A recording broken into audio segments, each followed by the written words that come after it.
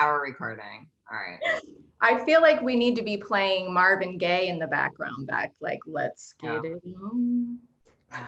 I think so for this episode. Yes, Okay. yes. So I had a night, I was going to say I had a dream last night, but I actually had a nightmare Oh my that gosh. I couldn't find matcha anywhere. If anybody knows Beck, she is a matcha queen. Yes, I am. And I was dreaming that this lady had like the last of it, but it was in leaves. And you could like pull open the leaves and like shake out the matcha. And I was doing it was desperate, like pure desperation. So That is so funny. and then I You woke had up really upset it wasn't true. thank God. We need our matcha. Please give us matcha at least, right? Yeah, definitely. And for those histamine listeners, I want you to, match green tea can definitely bring down the enzyme that breaks down histamine. Right. But the whole point of what we do is getting you to be able to do things that you couldn't do Exactly. when you were really sick. So I can drink matcha just fine now. Having balance in life, that's the goal, right? Yes. Mm-hmm. So, all right. Well, welcome to episode 4. This episode is on libido, which is such a hot topic. I've, dabbled in TikTok and the reels and all that stuff, which, That was my favorite. That yeah, was so everyone good. loves the libido one. It's like I think it's one of the biggest things that people want to know about, Well, how to right. get a libido, because I think, and I'm just generalizing, but for most of the population, it's an issue with women Mm-hmm. not having a libido, but some men do struggle with that too. Mm-hmm. So we really wanted to cover this topic, and we want you guys to understand that we were willing to talk about anything on this show, Mm-hmm. anything you guys want to know about. So today, And sex can be an uncomfortable topic for people, especially if they have had past trauma in their life. There's so many things that can contribute to lack of libido, right? So we're going to touch on all of that. yeah. So I'm gonna let Dr. Hone. Dr. Hone is a doctor of natural medicine. She's amazing. She is, besides being my partner in crime, she is awesome with hormones. I'm letting her kind of take over this episode today. So I'm going to ask a few questions and then we'll answer some listeners' questions at the end. Yeah. So the biggest thing too, I just want people to sit back and relax, take in all the information. We can get so bombarded with the pressures to comparing, right? Comparing like someone's sex drive to somebody else's sex drive. And we're all unique, all, individual, especially with, the issues, the imbalances that we're all going through, right? Whether we're dealing with other hormonal imbalances or stress in our life. So just sit back and relax. And I'm really excited for this episode. And if you have your worksheet downloaded, make sure you have that out and you're filling it out because you're going to want to know some of this information. Right, right. So, okay. So let's talk about, we're functional medicine doctors. So we look at everything as to kind of what is the driving factor of any issue that you have. So why don't you kind of talk about what do we look at in functional medicine when it comes to libido? Yeah, absolutely. And everybody, it's not just one thing, right? So everybody is so different depending on what they're going through. And you could have many contributing factors depending on what your body's going through, right? So one test that we love and practice is the Dutch test, right? We absolutely love this test because it tests for so many things, but it also it's not just a spot hormone check, right? It's like showing us how we're breaking down our hormones in the body, which is so important. So really looking at, the big sex hormone that we often think about with, libido is testosterone, right? So looking at testosterone, we often see lower testosterone in women and in men, especially as we age, right? And there's other driving factors that can contribute to lower testosterone. But not only that, like in our men, we're also looking at estrogen. So estrogen and testosterone ratios, right? And so many things can contribute to testosterone being converted to estrogen in men, right? So that aromatization. Like, so insulin resistance, stress, drinking too much alcohol, things like that can really increase that in men and really lower libido. Same with women. So with women with estrogen dominance, even lower estrogen, right? Low estrogen in men. So low estrogen men can actually give them the same symptoms as low testosterone. So you want to make sure you're looking at all of that. Also DHEA, right? What is DHEA? You want to explain that? Yeah, so DHEA is really, really, really important. It's a precursor actually to testosterone and estrogen in the body. So there's things you can really do to increase that. It decreases as we age. It's really important for brain health, really important for libido. So you can supplement with DHEA, but you want to make sure that you're keeping track of your levels and working with a doctor, right? So looking at DHEA, you also want to look at, cortisol levels. So stress hormone, right? So making sure your cortisol isn't too high, isn't too low. And oftentimes in practice, we're looking at that diurnal rhythm, right, Beck? So making sure that, we're producing enough cortisol in that morning. That cortisol awakening response is really, really important for so many health aspects, like for thyroid health, for stress response, for sleep, right? Melatonin levels. So making sure you're, producing cortisol at the right times of day. Sometimes we have this flip-flop diurnal rhythm, right? And it can really affect other sex hormones in the body. And really, you really need to focus on that. Other things that really don't get talked about with libido is important neurotransmitters like serotonin and dopamine, norepinephrine, epinephrine. Oftentimes you'll hear, epinephrine is the killer of erections for men. So stress. And so when you're dealing with a lot of stress, it's going to affect your libido, right? And there's so many things that contribute to stress in our lives, whether we have kids, jobs that are really stressful, so many things. So you definitely want to take all of that into consideration. Another thing too, women and men who are on antidepressants, right? These antidepressant medications can really, increase serotonin too high, and they often feel numb. They feel numb inside. So we often see that when it comes to, serotonin levels. So with the Dutch test, it really just breaks down everything. We're looking at drivers, right? We're looking to see, what is contributing to the, to the lack of libido, because so many things can be contributing. So, yeah. And DHEA and cortisol are antagonistic of each other. Right. So that's a fine balance. So that's why I don't ever advise anyone just to take DHEA Exactly. without knowing what their cortisol looks like.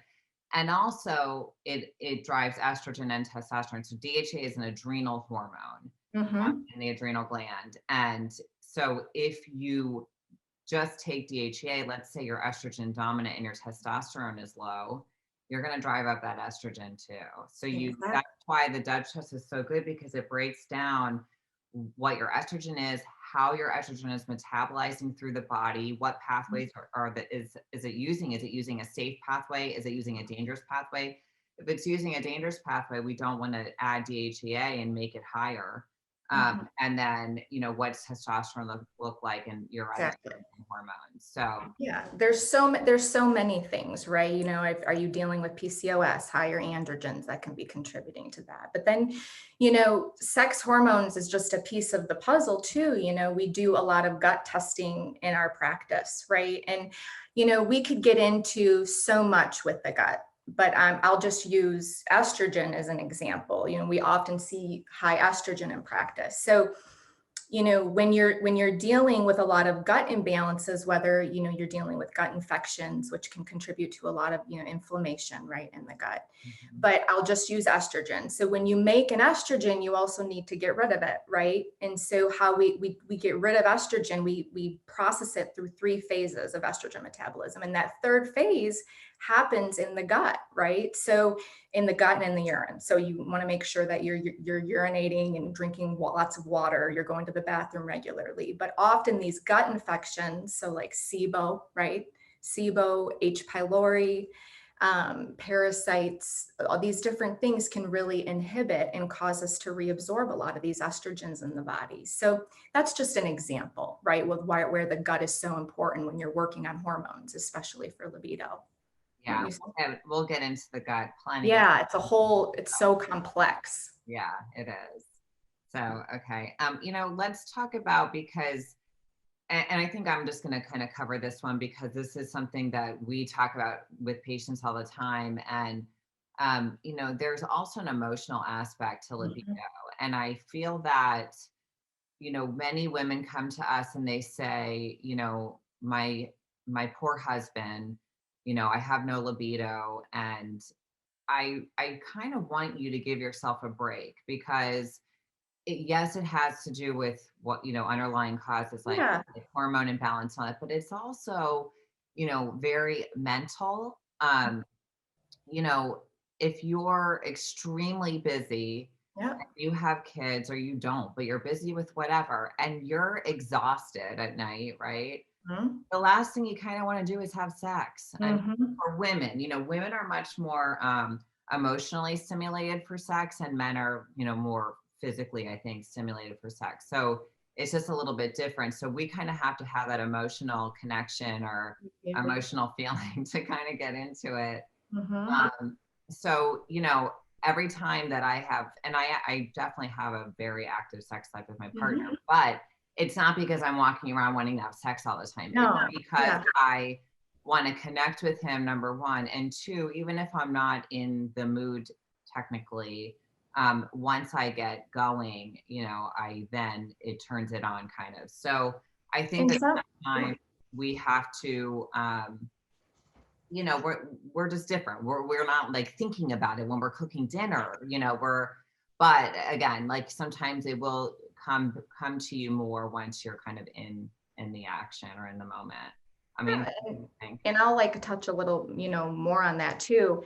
We all have ways too in which we receive love, right? And how we give love. So making sure, you're in good communication with your partner and your spouse. There's so much that goes into it, right? So the way that you receive love may not be what your partner like receives love as, right? So you have to make sure you're in communication with your partner.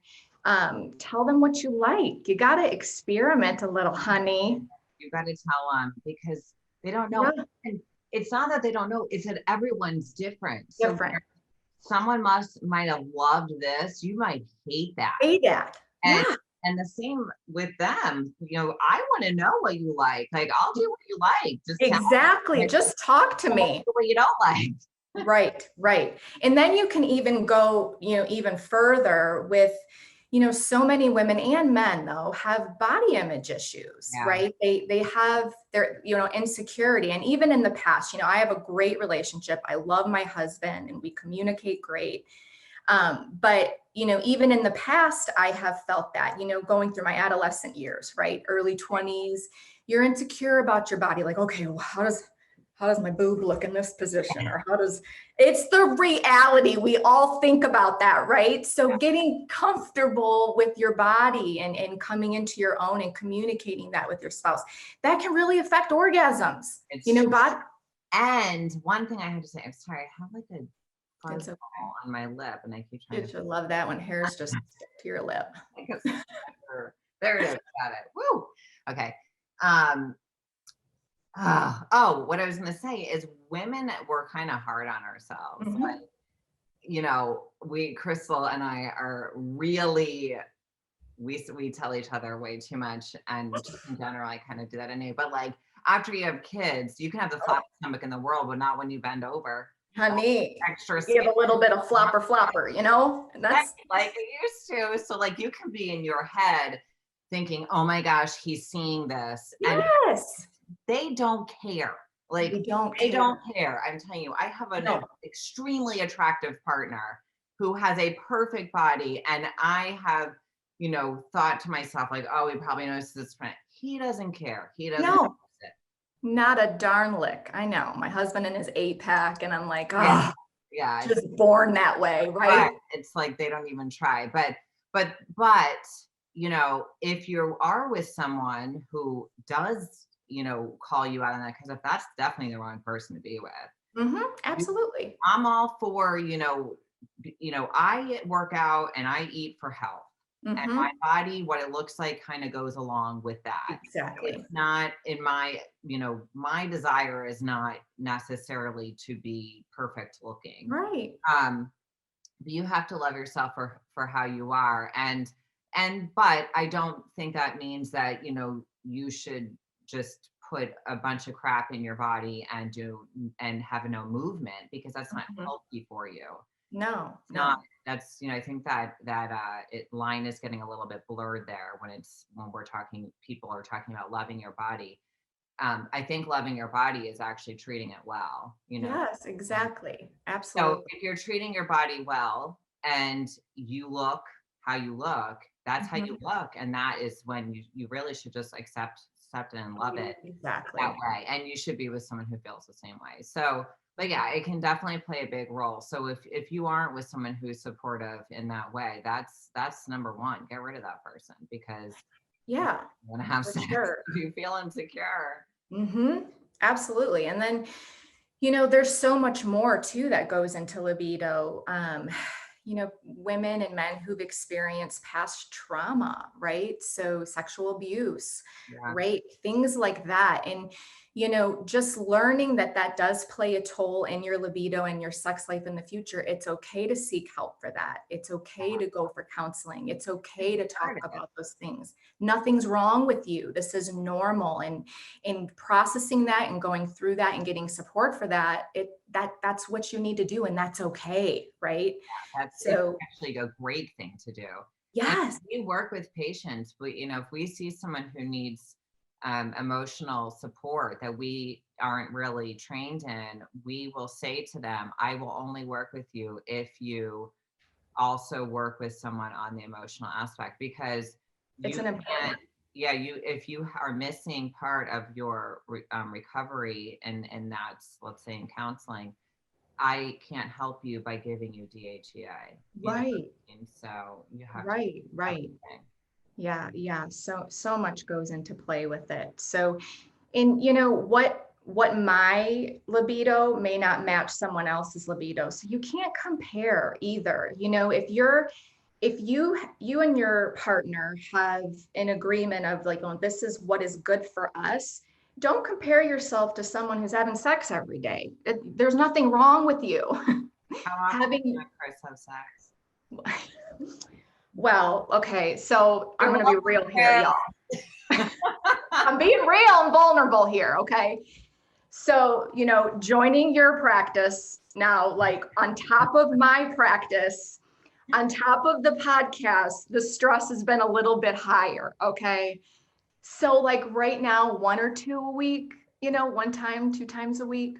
But sometimes it's not every week. I'm just going to be real. So when my stress levels are high, the oven's closed, if you know what I mean, right? And Chris will be like, because when you have kids, you kind of you don't want to plan, you want to be spontaneous a little, but sometimes you just got to be like, hey, tonight 8 o'clock, I have it in my schedule. We will be having sex. Yeah. So no, come on. How about you and Dill? Probably every day. Ooh, hot dog. But we've only been together for a year, and I have a high sex drive. I do. Like I love it. So well, girl, you get after it, Tiger, okay? Because I do. But it is I'm happy. But listen, I've gone through times where it's been with no, it's dependent on the person. I mean, it depends on who you're with and how you feel about them and how you feel about yourself at the time, and then in like all the other things going on inside your body. So now I'm in a great place and I feel good and I'm happy in my relationship. So yes, it's very active, but it's not always like that. And this is another thing too. How many times have we had patients, Becky, say to us, gosh, my sex drive is so low, throughout like my normal schedule, right? But then I go on vacation, right? I don't have my kids with me.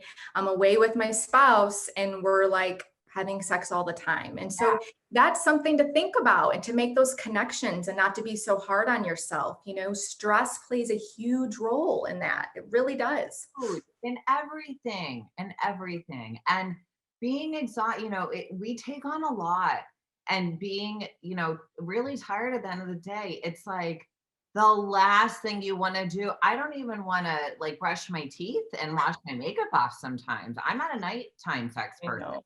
Once I'm in bed, like sleep mode at that time.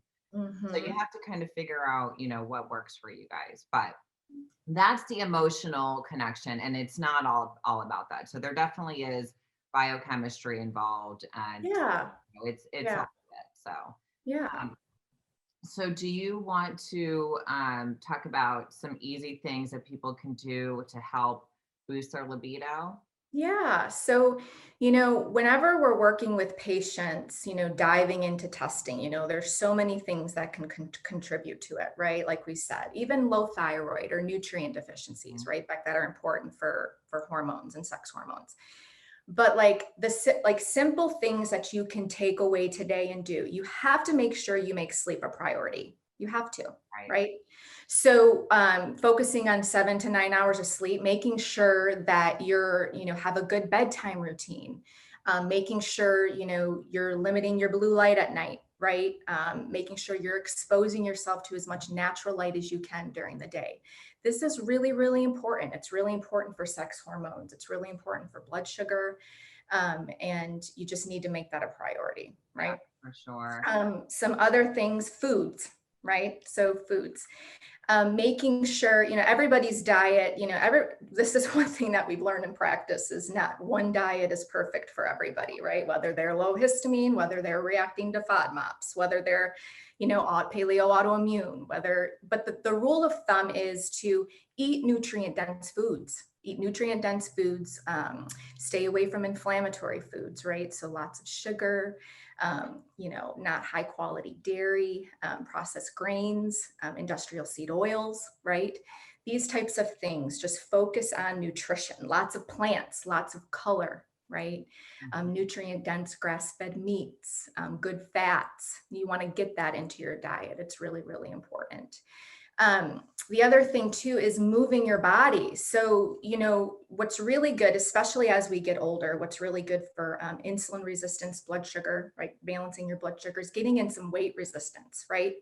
So this is different too for everybody, depending on what's going on in your body, like histamine intolerance. You got to be careful what types of workouts you're doing, right? Can you kind of attest to that? Yeah, because you get exercise intolerance a lot of the time, whether it's because of your adrenals being Yeah. kind of burnt out, or you have histamine intolerance. And when you're exercising, you're releasing a lot of histamine, and for some people, they can't do the same exercise they used to do. So you have to really listen to your body when it comes to exercise. Your body is going to tell you what it likes. If you feel good after an exercise, that's what you should be doing. If you feel like you can barely walk to your car after a CrossFit class, it's definitely not the right thing for you. So you have to really listen to what your body likes. Yeah, and that same goes too. If you're really stressed out and your cortisol is through the roof, don't be doing a lot of hit exercises or like taxing exercises that's just going to deplete your hormones further, right? Or cause more issues. Same with thyroid health, right? You have to be careful with your workouts depending on what your body is doing. You need to listen to your body. You may notice when you have a really good week, your stress is really good, your energy is good, you may be able to incorporate more, right? Right. So you do have to listen to your body with that. Definitely. Another thing, this is important, having fun, right? Filling your cup, doing things that you enjoy. Yeah. I know that this affects me personally when I don't have a lot of balance with that, right? The work, with kids, work, and then you're not having a lot of fun social life. Like it can really, you cannot, give from an empty cup. And that's the truth. So true. Yeah. Yeah. Yeah. And you know me, I take on 1,000 things at You once. guys, can we just, back here writing a million books, doing more interviews, the podcast, running a practice. Bless my girl. Love you. You know what I do is I find time for fun too. And You so have like to. this weekend, I'll be with my friends all weekend, and doing nothing. I mean, even if we watch a movie together, it replaces, the parts of me that get really stressed. So you have to, have fun and say yes to things that you want to do and say no to things you don't want to do. 100%. Yeah. How many times do we say yes to things we don't want to do to please others, right? And it ultimately affects our health. Yep. So yeah, having fun, and that's different for everybody, whether you're just taking time to read, decompress, watching a show, spending time with loved ones, whatever that is to you. You just have to make a priority to fill your cup, or you're not going to be able to give to others, especially your partner, right? Yeah. When you're just spent, you're like, And you and your partner have to find things to do together. yes. You guys are just in this routine where you become like business partners, basically, where it's like, okay, I'll get the kids today, you get them tomorrow. We'll have dinner at this time, and then that's not good. You have to find time to date and do that kind of stuff too. So it all comes into play. Hmm. And then just some other things. Now, when we talk about supplements, you have to work with your doctors. Don't just run to the store and grab supplements, and that's very, very important. But I will mention, just a few that we use in practice often, that we, especially when working with nutrients that often help, libido and hormones in general. So maca is an adaptogen. We absolutely love that. Maca is Right. great. You can get it on Amazon, and if you do, make sure you get the gelatinized maca. Hmm. That absorbs easier, and that's pretty neutral. Safe. I think pretty Yeah. much anyone can take it. It's just an adaptogen adapts to your situation, so it's really not going to hurt anybody. So I really never had anyone have an issue with maca. Have you? Me neither. I haven't either. So yeah, maca is really good. B vitamins are really good. Again, everybody is different. So, the way you process those, be careful, work with your doctor, but B vitamins are really important for hormones. Zinc, right? So zinc's really good. Zinc is great testosterone support. It Uh, is. and Progesterone in too. general, it's good for your immune system. I mean, it's good for so many things. And most Yeah. people, you're supposed to have more zinc than copper, and most people that we test have less. So Yeah. you use a little bit of zinc, like 30 milligrams. Yeah. Yeah. I absolutely love it. Zinc was a game changer for my own health with Yeah, hormones and stuff. great for anxiety too. It is. It is. What else? Magnesium. Magnesium's a powerhouse, right? We absolutely love magnesium. Good for anxiety, blood sugar dysregulation, so many things, right? It's Have to make responsible. sure you're getting the right type. So Mhm. magnesium is chelated with different things to make different types of magnesium. And a lot of people, unfortunately, are taking magnesium citrate, which gives you a lot of GI upset, Yeah, like glycinate, but glycinate. glycinate is actually the higher absorption. So we have on our optimal reset line, we have a it's called ultra buffered magnesium. It's a magnesium bisglycinate. Hmm. So, you have to dose it to bowel tolerance. So you basically want to take it. And if you wake up and you have a really good poop, you're on the right track with the Yeah. dosing. But if you have loose stool, you're taking too much. So you have to back it down. And I usually see the right dose around 400 milligrams. Some people have to go up to 800 if they're struggling with constipation, but it's typically around 400 milligrams. And it's a safe one. I feel most patients handle it. It's a really good, safe supplement. But again, of course, work with your doctor. Mhm. And then what else? We love that libido stim, which Yeah. is good, I'm just right? It's got horny goat weed, which is hilarious. I know. It is really funny. No, it's from Science for Health. It's really good. The only thing is it does have DHEA in it. So again, I would not Careful. take it if you don't know what your DHEA levels are.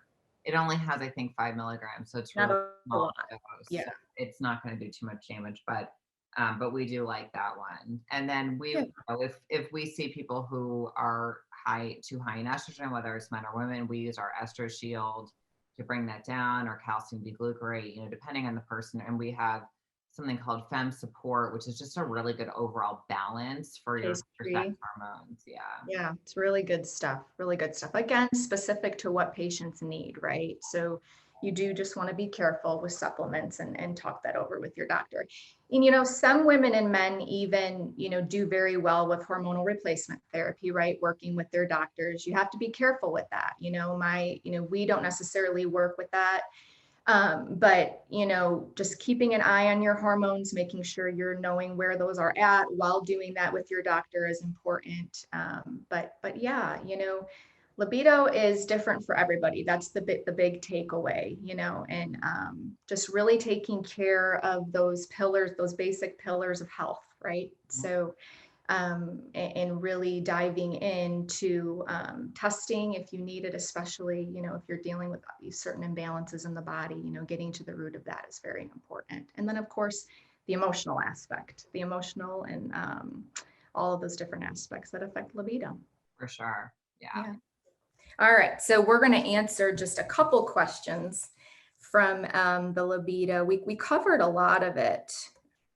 Wouldn't you say that? Guys on our Instagram asking for questions. So if you want your questions answered, you have to leave a comment and ask. Yeah. Oh, this is a good one. So PB_ for the soul. What foods can increase libido? Gosh, there's a lot, right? Foods are so nutrient dense and are so important for so many things, right? Especially if you're dealing with the different imbalances in the body. But oysters, you heard of oysters being an aphrodisiac? I have a funny story. My best friend Lynn and I were at a bar once a long time ago.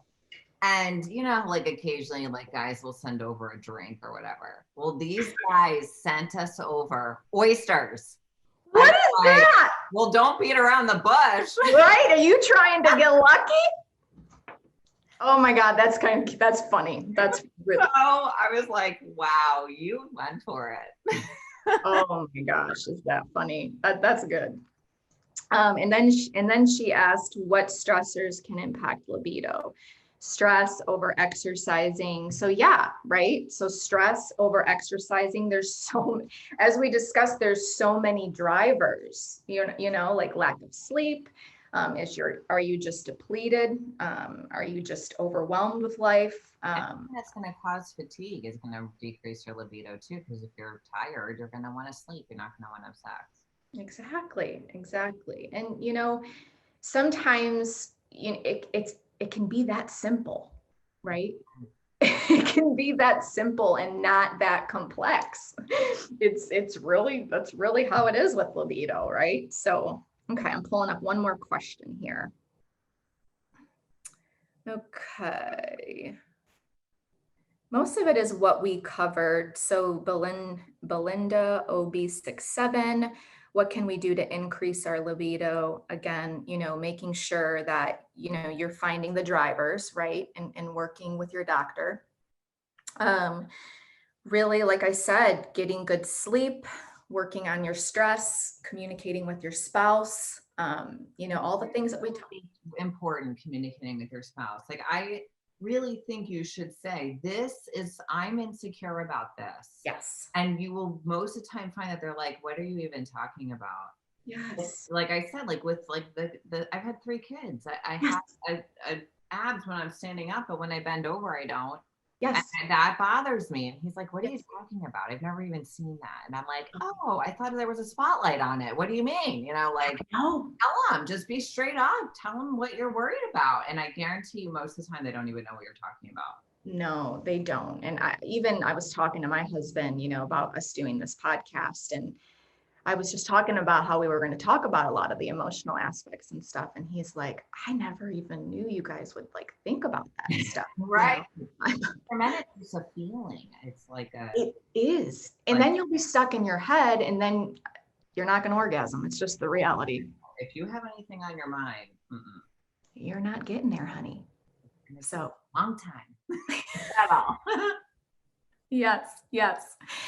So I hope you guys enjoyed this episode and learned.